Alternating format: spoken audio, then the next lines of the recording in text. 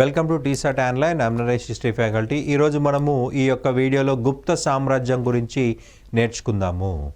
Right, గుప్త సామ్రాజ్యము మౌర్యుల అనంతరం ఉత్తర భారతదేశానంతటినీ సమైక్యం చేసి పరిపాలించినటువంటి వారు గుప్తులు. మనకి మౌర్యుల పతనం తర్వాత అనేక చిన్న రాజ్యాలు ఏర్పడ్డాయండి. ఆ చిన్న రాజ్యాల అనంతరము ఏర్పడిన ఒక మహా సామ్రాజ్యమే గుప్త సామ్రాజ్యం అని చెప్పాల్సి ఉంటుంది. గుప్తుల యొక్క రాజచిహ్నం గరుడ. రైట్, గరుడ అనేది వాళ్ళ రాజచిహ్నము. అధికార లాంఛనం వరాహము. అధికార భాష సంస్కృతము. రైట్, గుప్తులు మొదట ప్రయాగ, అయోధ్య, బీహార్ వంటి ప్రాంతాలను ప్రారంభించారు. రైట్, ప్రయాగ, అయోధ్య, బీహార్ వంటి ప్రాంతాల్లో మొదట పరిపాలన ప్రారంభించడం జరిగింది.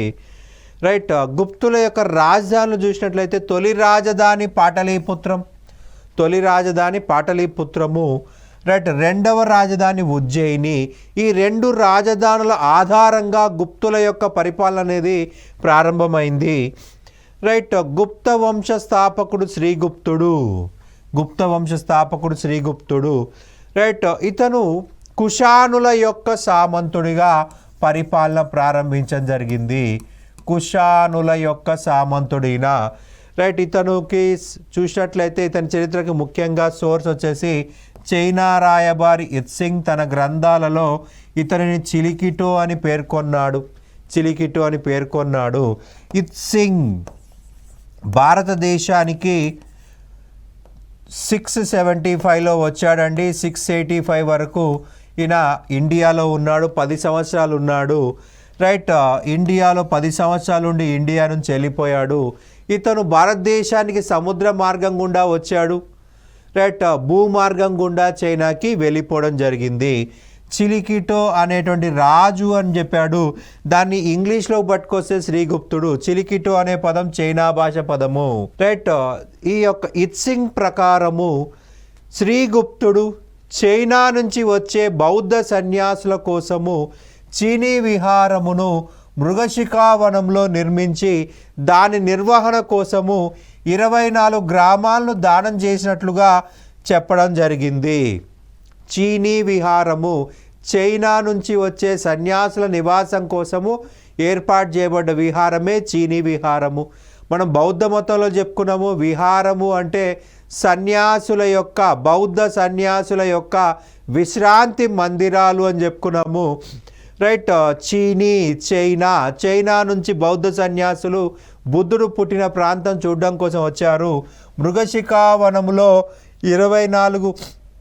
మృగశిఖావనంలో చైనా బౌద్ధ సన్యాసుల కోసము చీనై విహారం నిర్మించి ఆ విహార నిర్వహణ కోసము 24 గ్రామాలు దానం చేసినట్టుగా ఇత్సింగ్ తెలిపాడు. రైట్, మనకి ఈ యొక్క శ్రీగుప్త తర్వాత రాజు ఘటోత్కచ గుప్తుడు. ఇతను శ్రీగుప్తుడి కుమారుడు. ఇతని గురించి ముజాఫరాబాద్ అనే ప్రాంతంలో ఆధారాలు లభించాయి. శ్రీగుప్తుడు అలాగే ఘటోత్కచ గుప్తుడు మహారాజా అనే బిరుదు ఉపయోగించుకోవడం జరిగింది. మహారాజు అంటే సామంతరాజు అని అర్థము. ఎవరికి సామంతులయ్యా అంటే కుషానులకి సామంతులుగా పరిపాలించారు శ్రీగుప్తుడు అలాగే ఘటోత్కచ గుప్తుడు. వీళ్ళిద్దరి బిరుదేంటి? మహారాజా. జనరల్గా మనకి రాజా అంటే ఒక గ్రామీణ అధికారి కూడా పిలవచ్చు, దొర అనొచ్చు, జమీందార్ అనొచ్చు. ఒక గ్రామమో 2 గ్రామాలో 10 గ్రామాలో ఇతని కంట్రోల్లో ఉంటే రాజా అంటారు. అనేక మంది రాజులని తన అధీనంలో పెట్టుకున్నవాడు మహారాజు అంటే సామంతరాజు. ఒక జిల్లా ప్రాంతాన్ని పరిపాలిస్తే మహారాజు అనొచ్చు.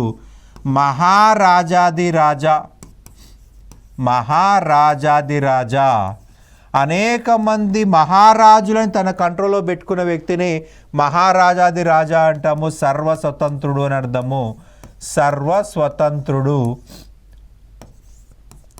స్వతంత్ర రాజుగా చెప్పాల్సి ఉంటుంది. రైట్, కాకపోతే ఒక రాష్ట్రాన్ని పరిపాలిస్తే మహారాజాదిరాజు అని చెప్పేసి చెప్పుకుంటాము. ఒక ఉత్తరప్రదేశ్, ఒక బీహార్, ఒక బెంగాల్. చక్రవర్తి సువిశాల భూభాగాలను పరిపాలించిన చక్రవర్తి. మనం అశోక చక్రవర్తి అంటాం. కాశ్మీర్ నుంచి కావేరీ వరకు, బెంగాల్ నుంచి ఆఫ్ఘనిస్తాన్ వరకు సువిశాల ప్రాంతాన్ని అశోకుడు పరిపాలించాడు. అందుకే అశోక చక్రవర్తి అంటున్నాము.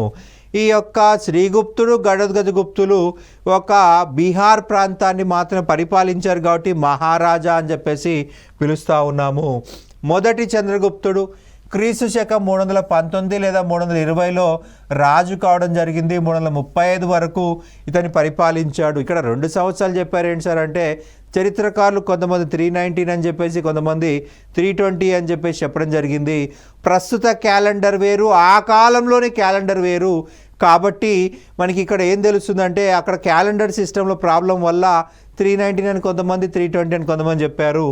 గుప్త వంశంలో తొలి స్వతంత్ర రాజు మొదటి చంద్రగుప్తుడు. ఒకే వంశంలో అనేక మంది ఒకే పేరు పెట్టుకున్నప్పుడు వాళ్ళకి 1, 2, 3 అని పెట్టుకోవాల్సి ఉంటుంది. ఈయన మొదటి వ్యక్తి కాబట్టి మొదటి చంద్రగుప్తుడు అంటున్నాం.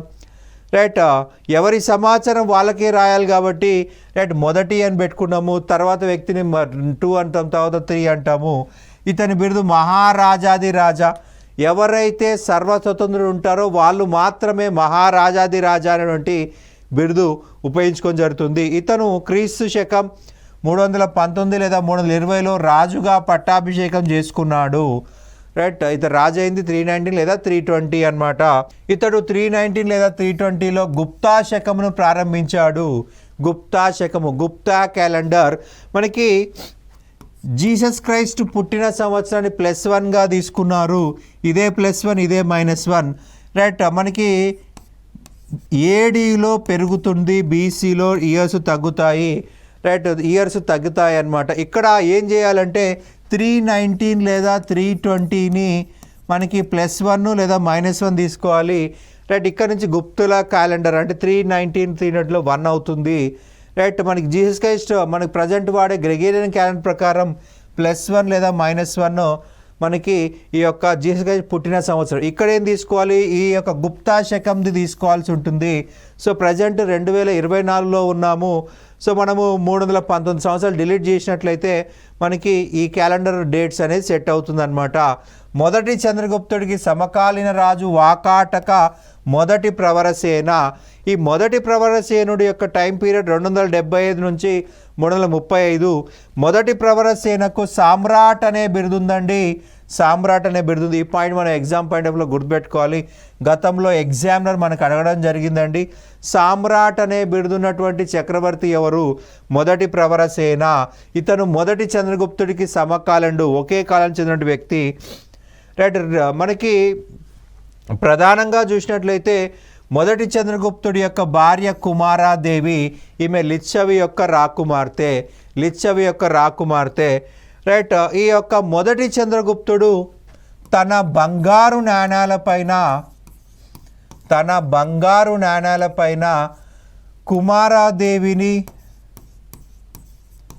కుమారాదేవిని మరియు తన ముఖాన్ని ముద్రించడం జరిగింది. వజ్జిక కౌముది మహోత్సవం అనే గ్రంథం రాయడం జరిగింది. కౌముది మహోత్సవము. ఈ కౌముది మహోత్సవంలో మొదటి చంద్రగుప్తుడి యొక్క పట్టాభిషేకం గురించి చాలా గొప్పగా వర్ణించడం జరిగింది. కౌముది మహోత్సవంలో మొట్టమొదటిసారిగా మొదటి చంద్రగుప్తుడి యొక్క పట్టాభిషేక మహోత్సవాన్ని వివరించడం జరిగింది. రైట్, నా భూతో నా భవిష్యత్తి అంటే గతంలో ఎవరు ఇంత గొప్పగా పట్టాభిషేకం చేసుకోలేదు, భవిష్యత్తులో ఇంత గొప్పగా ఎవరు చేసుకోరు అని చెప్పేసి వజ్జిక కౌముది మహోత్సవంలో చెప్పడం జరిగింది. ఇతను బెంగాల్ నుండి పశ్చిమాన బెంగాల్ నుండి తూర్పున బెంగాల్ నుండి పశ్చిమాన అలహాబాద్ అయోధ్య వరకు పరిపాలించడం జరిగింది. రైట్, సముద్రగుప్తుడు 335లో రాజయ్యాడు, 380 వరకు పరిపాలించాడు. రైట్, గుప్త వంశంలో అతి గొప్ప చక్రవర్తి సముద్రగుప్తుడు. ఇతని యొక్క మదర్ వచ్చేసి కుమారాదేవి. ఇతని యొక్క తండ్రి వచ్చేసి మొదటి చంద్రగుప్తుడు.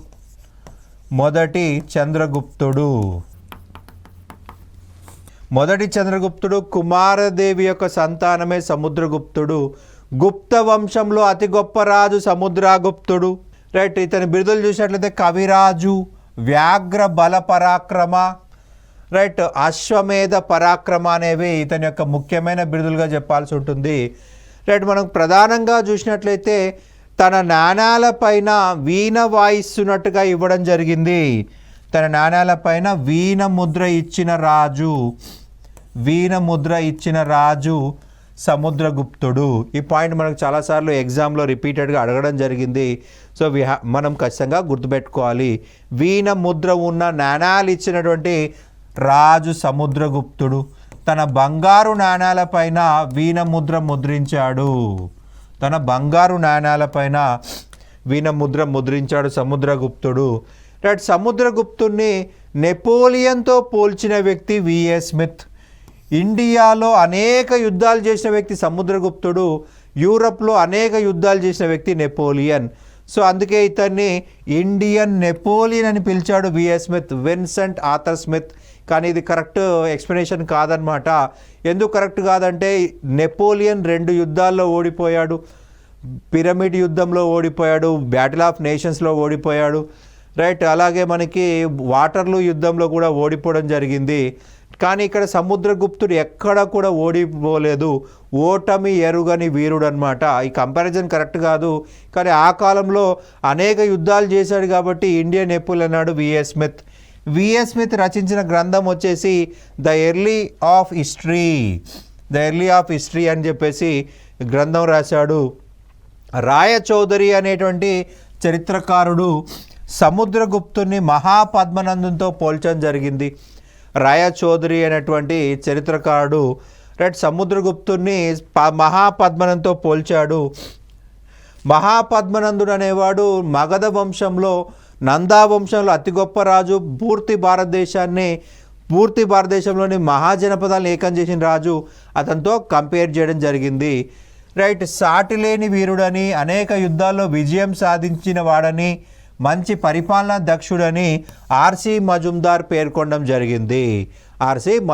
పేర్కొన్నాడు. ఇతడి విజయాల గురించి, దండయాత్రల గురించి తెలియజేస్తున్నది అలహాబాద్ ప్రశస్తి. మనకి ప్రశస్తి అంటే రాజుని పొగుడుతూ జారీ చేసిన శాసనమే ప్రశస్తి. పొగడ్తలు ఉండాలి, పొగడ్తలుంటేనే దాన్ని ప్రశస్తి అంటాము. అలహాబాద్ ప్రశస్తి అశోకుడు జారీ చేసినటువంటి స్తంభం పైనే ఆపోజిట్ సైడ్లో సముద్రగుప్తుడు తన విజయాలను వివరిస్తూ ఈ యొక్క శాసనాన్ని జారీ చేశాడు. అందులో పొగడ్తలు ఉన్నాయి కాబట్టి ప్రశస్తి అంటున్నాము. అలహాబాద్ ప్రశస్తి యొక్క రచయిత అని మనకి ఎగ్జామ్లో అడుగుతారండి. సో మనం గుర్తుపెట్టుకోవాలి, హరిసేనుడు అనే వ్యక్తి అలహాబాద్ ప్రశస్తిని రాయడం జరిగింది. రైట్, ఉత్తర భారతదేశంలో 8 ఆర్యావర్త రాజ్యాలను ఓడించడం జరిగింది. దీన్నే మొదటి ఆర్యావర్త దండయాత్ర. మనకి ఆర్యావర్తము అంటే మొదట ఆర్యులు నివసించిన ప్రాంతము. అంటే ప్రస్తుత కాశ్మీర్ నుంచి నర్మదా నది వరకు.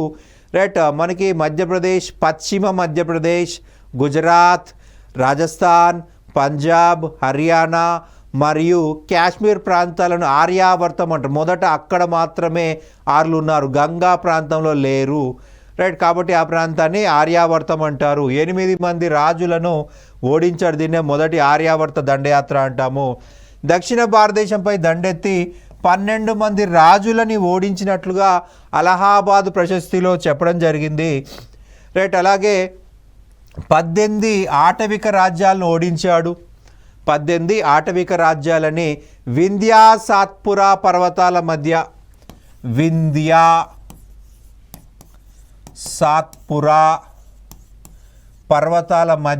18 ఆటవిక రాజ్యాలు ఓడించాడు. 9 రిపబ్లిక్ లేదా గణతంత్ర రాజ్యాలను ఓడించినట్లుగా మనకి తెలుస్తూ ఉంది. 9 గణతంత్ర రాజ్యాలని ఓడించినట్టుగా ఉంది. దక్షిణ భారతదేశంలో 3 రాజులు అత్యంత బలవంతులు. రైట్, కోసల మహేంద్ర. ఈ కోసల మహేంద్ర వచ్చేసి కోసల రాజ్యము, ఒరిస్సా. రైట్, మహానది ప్రాంతం అని చెప్పాల్సి ఉంటుంది. మహానది చుట్టుపక్కల ప్రాంతమే కోసల. వేంగి హస్తివర్మ శాలంకాయన వంశము. వేంగి హస్తివర్మ శాలంకాయన వంశం. కృష్ణా గోదావరి నదుల మధ్య ప్రాంతము. దాన్నే ప్రస్తుతము పెదవేగి అంటున్నాము. పెదవేగి. రైట్. మనకి ఆ కాలంలో వేంగి చాలా పెద్ద పట్టణము. ఆంధ్ర పాటలీపుత్రం అనేవారు. ఇప్పుడు ఒక పల్లెటూరు పెదవేగి అనేది. వేంగి హస్తివర్మ అనే వ్యక్తి అత్యంత బలవంతుడు. ఇక చివరిగా చూస్తే పల్లవ విష్ణుగోపుడు. రైట్. ఇతను కంచి యొక్క రాజు, పల్లవ వంశానికి చెందినటువంటి రాజు, తమిళనాడు. ఈ ముగ్గురు మనకి 12 మందిలో అత్యంత బలవంతుడు. దక్షిణ భారతదేశంలో సముద్రగుప్తుడు ఓడించిన వాళ్ళలో 12 మందిలో ఈ ముగ్గురు చాలా బలవంతులుగా చెప్పాలి. రైట్. గ్రహణ, మోక్ష, అనుగ్రహ అనేటువంటి విధానమును ఉపయోగించాడు సముద్రగుప్తుడు. వస్తాడు, ఆక్రమిస్తాడు, గ్రహించడం. మోక్షము, ఆ రాజుకు స్వేచ్ఛ కల్పిస్తాడు. అనుగ్రహం, అదే రాజుని మళ్ళీ రాజుగా చేస్తాడు. రైట్. పాక్షిక స్వాతంత్రము దక్షిణ భారతీయ రాజ్యాలకు ఇవ్వడం జరిగింది. పాక్షిక స్వాతంత్రము దక్షిణ భారతీయ రాజ్యాలకు ఇవ్వడం జరిగింది. రైట్. దక్షిణ భారతీయ రాజ్యాలను పూర్తిగా ఆక్రమించలేదు. దక్షిణ భారతీయ రాజ్యాలకు పాక్షిక స్వాతంత్రం ఇచ్చాడు. ఎందుకంటే ఉత్తర భారతదేశం నుంచి దక్షిణ భారతదేశం నియంత్రించడం అసాధ్యం ఆ కాలంలో. ఇప్పుడంటే మనకు విమానాలు ఉన్నాయి, ఏదైనా సమస్య వస్తే నిమిషాల్లో సైన్యం పంపించుకోవచ్చు. రైట్. ఉత్తర భారతదేశంలో జరిగినటువంటి చట్టాలు దక్షిణ భారతదేశానికి సునాయాసంగా వస్తాయి ఇప్పుడు. కానీ ఆ కాలంలో ఒక చట్టం జారీ చేస్తే ఆ చట్టము దక్షిణ భారతదేశంకి వచ్చేలోపే ఉత్తర భారతదేశంలో రాజే మారొచ్చు. ఎంత దూరం పోయినా గుర్రాలపైన పోవాలి ఆ టైంలో. సో ఎఫెక్టివ్గా కంట్రోల్ చేయడం కష్టం. కాబట్టి ఈ యొక్క రాజులు ఏం చేశారంటే, సముద్రగుప్తుడు ఏం చేశారంటే దక్షిణ భారతీయులకి పాక్షిక స్వాతంత్రం ఇచ్చాడు. అతని విధానమే గ్రహణ, మోక్ష, అనుగ్రహ. రైట్. సముద్రగుప్తుడు దక్షిణ భారతదేశంలో గ్రహణ, మోక్ష, అనుగ్రహ అనే విధానాలు అవలంబించాడు. వాకాటక రాజైన మొదటి రుద్రసేనుడు ఆర్యావర్త రాజుల్ని మళ్ళీ ఏకం చేయడం జరిగింది. సముద్రగుప్తుని ఓడించాలి, సముద్రగుప్తుని నాశనం చేయాలనే ఇంటెన్షన్తో వాకాటక మొదటి రుద్రసేనుడు ఆర్యావర్త రాజులందరినీ ఏకం చేసి యుద్ధానికి దిగడం జరిగింది. దీన్నే మనము కౌశాంబి యుద్ధం అంటాం. కౌశాంబి దగ్గర జరిగింది కాబట్టి కౌశాంబి యుద్ధం. కౌశాంబి ప్రయాగ దగ్గరలో ఉంటుంది. దీన్నే రెండవ ఆర్యావర్త దండయాత్ర అని కూడా అంటాము. ఈ రెండవ ఆర్యావర్త దండయాత్రలో సముద్రగుప్తుడు మొదటి రుద్రసేనాని ఓడించి చంపేశాడు. ఓడించి చంపివేయడం జరిగింది. ఇతడి కాలం నుండి వాకాటులకు గుప్తులకు మధ్య శత్రుత్వం ప్రారంభమైంది. మొదటి రుద్రసేనాని ఓడించి చంపేశాడు. రైట్. ఇతడు ఆర్యావర్తనము చెందిన 8 రాజ్యాలను, 9 గణరాజ్యాలను, 18 ఆటవిక రాజ్యాలను ఓడించాడు సముద్రగుప్తుడు. అశ్వమేధ యాగం చేశాడండి. ఈ యొక్క యుద్ధాలు పూర్తయిన తర్వాత. రైట్. ఏ రాజైనా కానీ యుద్ధాలు పూర్తయిన తర్వాత అశ్వమేధ యాగం చేస్తారు. రైట్. అశ్వమేధ యాగం చూసినట్లయితే రాజ్యాన్ని విస్తరించడం కోసం, రాజ్యం సరిహద్దులను పటిష్టం చేయడం కోసము అశ్వమేధ యాగం జరుగుతుంది. ఈ అశ్వమేధ యాగము పూర్తి చేసిన తర్వాత ఆ యాగము చేసిన బ్రాహ్మణులకు నలందా గ్రామమును దానం చేసి నలందా తామ్ర శాసనమును జారీ చేశాడు. తామ్ర శాసనాలన్నీ దాన శాసనాలే. దానాల గురించి వివరిస్తున్న శాసనాలు. తామ్ర శాసనాలన్నీ దాన శాసనాలే. దానము చేయడం అంటే దానిపైన పూర్తి హక్కును కోల్పోవడమే. రైట్. రాజు ఒక ఫర్ ఎగ్జాంపుల్ ఇక్కడ నలంద అనే గ్రామాన్ని బ్రాహ్మణులకు ఇచ్చాడు అంటున్నాం. సో నలంద పైన పూర్తి హక్కులు ఈ యొక్క సముద్రగుప్తుడు కోల్పోతాడు. ఆ బ్రాహ్మణులకు వస్తున్నాయి. అందులో ట్యాక్స్ కట్టాల్సిన బాధ్యత ఆ ప్రజలు బ్రాహ్మణులకు కట్టాలి. రైట్. మనకి సముద్రగుప్తుడు పన్నులు వసూలు చేసిన హక్కు లేదు. పొరపాటున భవిష్యత్తులో అక్కడ ఒక బంగారు గని బయటపడింది అనుకుందాము. ఆ బంగారు గని కూడా ఆ బ్రాహ్మణులకే చెందుతుంది. రైట్. వేరే వాళ్ళకు చెందదు, రాజుకు చెందదు. ఎందుకంటే రాజు దానం చేశాడు. దానం చేసేటప్పుడు చాలా జాగ్రత్తగా ఆలోచించాలి. ఒకసారి ఇచ్చిన తర్వాత వెనక్కి అడగకూడదు. అది మన సంస్కృతికి అవమానము. దానం చేయకూడదు. చేసావంటే నువ్వు వాడి వెనక్కి అడగకూడదు. ఒకవేళ నువ్వు దానం చేసి వెనక్కి అడిగితే నీ సంస్కృతికే అవమానం అన్నమాట. ఒక ప్రాంతంను దానం చేయడం వల్ల ఆ ప్రాంతం పైన రాజు పూర్తి అధికారాలు కోల్పోతాడు, దానం పొందిన వ్యక్తికి పూర్తి అధికారాలు లభిస్తాయి. దత్తాదేవి సముద్రగుప్తుడి మహారాణి అని తెలియజేస్తున్న శాసనం ఎరాన్ శాసనం. ఎరాన్ శాసనం మధ్యప్రదేశ్. సముద్రగుప్తుడి ఎరాన్ శాసనము. ఎరాన్ శాసనం ప్రకారం సముద్రగుప్తుడు భూమండలానంతా ఆక్రమించాడు, పూర్తి భూమిని ఆక్రమించాడు. సముద్రగుప్తుడు పూర్తి భూమిని ఆక్రమించాడనమాట. రైట్. అలాగే దత్తాదేవి సముద్రగుప్తుడి మహారాణి అనే సమాచారం కూడా ఎరాన్ శాసనంలో ఉంది. దీన్నే ఎరాన్ ప్రశస్తి అని కూడా పిలుస్తాం. ఎరాన్ ప్రశస్తి, ఎరాన్ ప్రశస్తి అంటున్నాము. మహామేఘవర్మ అనేవాడు శ్రీలంక యొక్క రాజు. రైట్. శ్రీలంక నుంచి గయకి రెగ్యులర్గా అనేక మంది సన్యాసులు వచ్చేవారు. గయలో వాళ్ళు కొద్ది రోజులు ఉండేవాళ్ళు. సో వాళ్ళ కోసము ఒక విహారాన్ని గయలో నిర్మించాడు మహామేఘవర్మ. సింహల విహారము. శ్రీలంక నుంచి వచ్చే బౌద్ధ సన్యాసుల కోసం నిర్మించాడు కాబట్టి సింహల విహారము. శ్రీలంక యొక్క పాత పేరు ఏంటండి? సింహలము. సింహలం నుంచి వచ్చినటువంటి బౌద్ధ సన్యాసులు కాబట్టి సింహల విహారం కట్టాడు. రైట్. ఈ విహారానికి సముద్రగుప్తుడు విహార నిర్వహణ కోసము గయ గ్రామంను దానం చేసినట్లు గయా తామ్ర శాసనం వివరిస్తుంది. మహామేఘవర్మ సముద్రగుప్తుడికి స్నేహితుడు. తన స్నేహితుడి కోరిక మేరకు సముద్రగుప్తుడు సింహల విహారము నిర్వహణ కోసము గయ గ్రామాన్ని దానం చేసినట్టుగా గయా తామ్ర శాసనం తెలియజేస్తూ ఉంది. అశోకుడు జారీ చేసిన స్తంభ శాసనంపై సముద్రగుప్తుడు మరియు జహంగీర్ శాసనాలు జారీ చేయబడ్డాయి. ఈ శాసనం మొదట అశోకుడు కౌశాంబిలో ఇచ్చాడు. మొదట ఎక్కడ ఇచ్చాడయ్యా అంటే కౌశాంబిలో. ప్రస్తుతం ఎక్కడ ఉందంటే అలహాబాద్లో ఉంది. మనకి అలహాబాదుకి ఈ స్తంభ శాసనాన్ని తీసుకొచ్చింది ఎవరయ్యా అంటే జహంగీర్ అని గుర్తుపెట్టుకోవాలి. అలహాబాద్కు ఈ శాసనాన్ని తరలించింది జహంగీర్.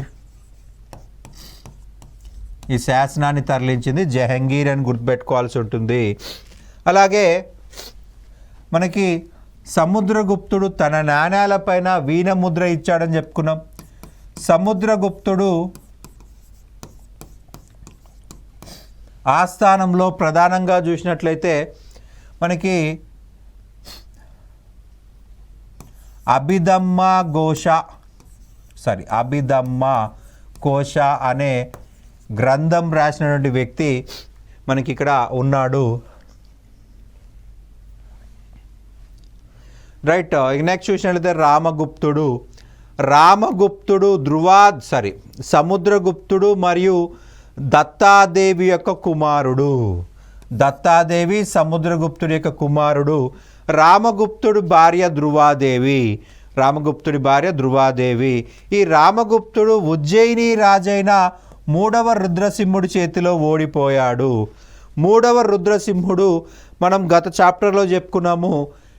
మనకి ఉజ్జయిన్ శకరాజు అంటే రుద్రదమనుడి యొక్క మనవడే 3వ రుద్రసింహుడు. రైట్. ఉజ్జయిన్ శకరాజు అయినటువంటి రుద్రదమనుడు అతి గొప్ప రాజు, కామర్దక వంశం అని చెప్పుకున్నాము. అతని యొక్క మనవడే గ్రేట్ గ్రాండ్ సన్నే రుద్రసింహు. ఇతడు రామగుప్తుని ఓడించాడు. రైట్. విశాఖదత్తుడు దేవీ చంద్రగుప్తం అనే గ్రంథం రచించడం జరిగింది. ధృవాదేవి మరియు చంద్రగుప్తుడి యొక్క వివాహము. రైట్. ఇందులో ఏం రాశాడయ్యా అంటే 3వ రుద్రసింహుడు రామగుప్తుని ఓడించాడు. రామగుప్తుని ఓడించిన తర్వాత ఒక అవమానకరమైన సంధి చేసుకొని జరిగింది. ధృవాదేవిని శకుల గుడారాన్ని పంపించినట్లయితే రామగుప్తుని చంపకుండా వదిలేస్తానన్నాడు. అయితే ఈ 2వ చంద్రగుప్తుడు అనేవాడు ధృవాదేవిలాగా చీరగట్టుకొని శకుల గుడారానికి వెళ్ళిపోయి శకరుద్రసింహను 3వ శకరుద్రసింహను చంపేయడం జరిగింది. అలా గుప్తుల గౌరవాన్ని కాపాడు 2వ చంద్రగుప్తుడు. గుప్తుల గౌరవాన్ని కాపాడిన వ్యక్తి 2వ చంద్రగుప్తుడు అని గుర్తుపెట్టుకోవాల్సి ఉంటుంది. అలాగే ప్రజలందరూ కూడా 2వ చంద్రగుప్తుని చాలా గొప్పగా పొగుడుతూ ఉన్నారు, కానీ రామగుప్తుని తిడుతూ ఉన్నారు. ఎందుకంటే రామగుప్తుడు మూడవ రుద్రసింహ చేతిలో ఓడిపోయాడు. మూడవ రుద్రసింహాన్ని అందరూ కూడా తిడుతూ ఉన్నారన్నమాట. అందరూ కూడా తిడుతూ ఉన్నారు. అయితే ఈ యొక్క మూడవ రుద్రసింహుడు చంపేసిన తర్వాత రామగుప్తుడికి తన సోదరుణ్ణే చంపాలనుకున్నాడు. రెండవ చంద్రగుప్తుని చంపాలనుకున్నాడు. ఆ విషయం తెలిసి రెండవ చంద్రగుప్తుడు ఈ యొక్క అన్నను రామగుప్తుని చంపేయడం జరిగింది.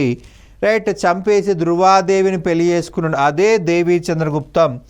అయితే ఇది మనం కథగా కొట్టిపరేయచ్చు. కానీ రామగుప్తుడి నాణ్యాలు రెండవ చంద్రగుప్తుడు.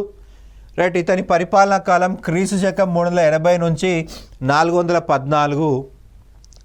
రెండవ చంద్రగుప్తుడి బిరుదులు శకారి, సింహ విక్రమ, విక్రమాదిత్య, పరమ భాగవత. మొత్తం 4 ముఖ్యమైన చాలా బిరుదులు ఉంటాయి. ముఖ్యమైనవి 4: శకారి, విక్రమసింహ, విక్రమాదిత్య, పరమ భాగవత. రైట్, ఇతడు సముద్రగుప్తుడు మరియు దత్తాదేవిల కుమారుడు. ఇతను సముద్రగుప్తుడు మరియు దత్తాదేవిల కుమారుడు.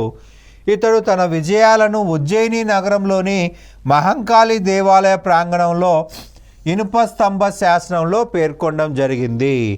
ఇనుప స్తంభ శాసనాన్ని జారీ చేసిన వ్యక్తి రెండవ చంద్రగుప్తుడు. ఈ ఇనుప స్తంభ శాసనం ఉజ్జయిని నుండి మెహరౌలీ ప్రాంతంకు తరలించింది ఫిరోజ్ షా తుగ్లక్. ఫిరోజ్ షా తుగ్లక్ అనేటువంటి మధ్యయుగ తుగ్లక్ రాజు ఈ యొక్క ఇనుప స్తంభ శాసనాన్ని ఉజ్జయిని నుంచి మెహరౌలీకి తీసుకెళ్ళాడు. ఈ శాసనంను మెహరౌలీ స్తంభ శాసనం అని అంటారు. రైట్, మనకి బ్రిటిష్ వాళ్ళు చరిత్ర రాసేటప్పుడు ఈ శాసనం మనకి మెహరౌలీలో దొరికింది కాబట్టి వాళ్ళు మెహరౌలీ స్తంభ శాసనం అన్నారు. కానీ తర్వాత పరిశోధన చేస్తే తెలిసింది ఏంటంటే ఇది మెహరౌలీలో ఇవ్వలేదు, ఉజ్జయిన్లో ఇచ్చారు. ఆల్రెడీ దీన్ని అందరూ కూడా మెహరౌలీ స్తంభ శాసనం అన్నారు కాబట్టి సో అది అలాగే ఉంచడం జరిగింది. మొదట ఇచ్చిన ప్రాంతం ఉజ్జయిని, అది గుర్తుపెట్టుకోవాలి. మొదట ఇచ్చిన ప్రాంతం ఉజ్జయిని అని గుర్తుపెట్టుకోవాలి. మెహరౌలీ శాసనం ప్రకారం చంద్రగుప్తుడు రెండవ చంద్రగుప్తుడు ప్రపంచ దండయాత్రలు ప్రారంభించాడు. మనకి ఆ శాసనంలో చంద్ర అనే రాజు ప్రపంచ దండయాత్రలు ప్రారంభించినట్టుగా రాయడం జరిగింది. ఆ చంద్రనే రెండవ చంద్రగుప్తుడు. బ్యాక్ట్రియా గ్రీకులను మరియు సైంధవులను ఓడించినట్లుగా రాయడం జరిగింది. సైంధవులు అంటే సింధురాజు, సైంధవుడు సింధురాజు. రైట్, ఇతడి భార్యలు ధృవాదేవి, కుబేర, నాగా. రైట్, నాగులని సముద్రగుప్తుడు ఓడించాడండి. అయితే ఈ యొక్క శకులని ఓడించడం కోసం నాగులతో స్నేహ సంబంధాలు పెట్టుకున్నాడు. రైట్, నాగుల యొక్క యువరాణి కుబేరా నాగను పెళ్లి చేసుకోవడం జరిగింది. రైట్, ఇతడు తన కుమార్తె అయిన ప్రభావతి గుప్తను వాకాటక రాజైన రెండవ రుద్రసేనకిచ్చి వివాహం చేశాను. మనము ఇంతకుముందే చెప్పుకున్నాం, సముద్రగుప్తుడు మొదటి రుద్రసేనను ఓడించి చంపేశాడు. కానీ ఇతని కాలంకి వచ్చేసరికి అదే వాకాటకులతో వివాహ సంబంధాలు పెట్టుకోవాల్సిన పరిస్థితి ఏర్పడింది. రెండవ రుద్రసేనకి తన కూతురైన ప్రభావతి గుప్తనిచ్చి పెళ్లి చేశాడు. ప్రభావతి గుప్తనిచ్చి వివాహం చేయడం జరిగింది. వాకాటక రెండవ రుద్రసేనుడు చిన్న వయసులోనే మరణించడం జరిగింది. సో అతని పిల్లలు మైనర్ కావడం వల్ల ప్రభావతి గుప్తా రాజప్రతినిధిగా పరిపాలించింది. తన కూతురికి సహాయం చేసే ఉద్దేశంతో రాజధానిని పాటలీపుత్రం నుండి ఉజ్జయిని నగరానికి మార్చాడు. పాటలీపుత్రం అంటే బీహార్. వాకాటకులు పరిపాలించిన ప్రాంతము మహారాష్ట్ర, అలాగే తెలంగాణ ప్రాంతము. రైట్, మనకి బీహార్ నుంచి మహారాష్ట్ర సపోర్ట్ చేయడం కష్టము. అదే మధ్యప్రదేశ్ అయితే దగ్గర అవుతుందని చెప్పేసి ఉజ్జయిని మధ్యప్రదేశ్. రైట్, ఈ మధ్యప్రదేశ్ ప్రాంతం నుంచి సహాయం చేయడం సునాయాసం అవుతుందని చెప్పేసి ఉజ్జయినికి రాజధాని మార్చడం జరిగింది. రైట్, రెండవ చంద్రగుప్తుడు గుప్తుల వంశంలో తొలిసారిగా వెండి నాణాలను జారీ చేశాడు. వెండి నాణాలను జారీ చేయడం జరిగింది. రూప్యక అనే వెండి నాణ్యమును జారీ చేశాడు రెండవ చంద్రగుప్తుడు. గుప్తులు దినారా అనే పేరుతో బంగారు నాణాన్ని ముద్రించడం జరిగింది. అయితే రెండవ చంద్రగుప్తుడు రూప్యక అనే వెండి నాణాలు ముద్రించే, ఇక్కడ మనకి ఎగ్జామ్ పాయింట్ ఆఫ్ ఎలా అడుగుతారంటే గుప్తుల చరిత్రలో తొలిసారి వెండి నాణాలు ముద్రించింది రెండవ చంద్రగుప్తుడు. రైట్, ఇది గుర్తుపెట్టుకోవాలి. మనకు ఇండియాలో వెండి నాణాలు కాదండి, గుప్తుల వరకు వెండి నాణాలు. గుప్తుల వరకు వెండి నాణాలు అంటే రెండవ చంద్రగుప్తుడిని గుర్తుపెట్టుకోవాలి. రైట్, నవరత్నాలు అనే 9 మంది కవులు రెండవ చంద్రగుప్తుడి ఆస్థానంలో ఉన్నారండి. రైట్, ఇతని పరిపాలనా కాలంలో చైనాకు చెందిన పాహియాన్ క్రీస్తు శకం 399లో ఇండియాకు వచ్చాడు. 414లో ఇండియా నుంచి వెళ్ళిపోవడం జరిగింది. రైట్, భారత్ను సందర్శించి ఫోకువోస్కీ అనే గ్రంథాన్ని రాయడం జరిగింది. దాన్నే మనము ఇంగ్లీష్లో పట్టుకొచ్చినట్లయితే ఫోకువోస్కీ అనేది చైనా గ్రంథము. బౌద్ధ రాజ్యాల చరిత్ర అనేటువంటి గ్రంథము రచించాడు. ఈ గ్రంథంలో గుప్తుల సామాజిక పరిస్థితుల గురించి వివరించడం జరిగింది. సమాజంలో ఎటువంటి పరిస్థితులు ఉన్నాయి, రైట్, కుల వ్యవస్థ ఎలా ఉంది, రైట్, అలాగే అంటరానితనం ఎలా ఉంది అనే విషయాన్ని చెప్పడం జరిగింది. అంటరాని వారు చండాల. ఈ చండాల అనేవారు లేదా అంటరాని వారు రాజ్యం బయట, గ్రామం బయట నివసించారని చెప్పడం జరిగింది. అలాగే కౌరీలు, ఈ కౌరీలు అనేటువంటి నాణాలు అత్యధికంగా చెలామణిలో ఉన్న నాణాలు. అత్యధికంగా చెలామణిలో ఉన్న నాణాలు అంటే మనకు ప్రధానంగా చూసినట్లయితే అత్యధికంగా చెలామణి ఏది ఉంటుంది? అతి తక్కువ విలువ కలిగినవే అత్యధికంగా చెలామణిలో ఉంటాయి. సింపుల్గా మనం అర్థం చేసుకోవాలంటే 2000 రూపీస్ నోట్ ఉంది, 1 రూపీ కాయిన్ ఉంది. ఏది ఎక్కువ చెలామణిలో ఉంటుంది? 1 రూపీ. ఎందుకంటే 1 రూపీ అందరికీ అవసరం ఉంటుంది. 2000 రూపీస్ ఓన్లీ డబ్బున్న వాళ్ళకి మాత్రం అవసరం పడుతుంది. రైట్, కౌరీలు అతి తక్కువ చెలామణిలో ఉన్నటువంటి నాణాలు. అతి తక్కువ చెలామణిలో ఉన్న నాణాలు కౌరీలు. రైట్, ఇవి గవ్వలతో తయారు చేయబడినవి.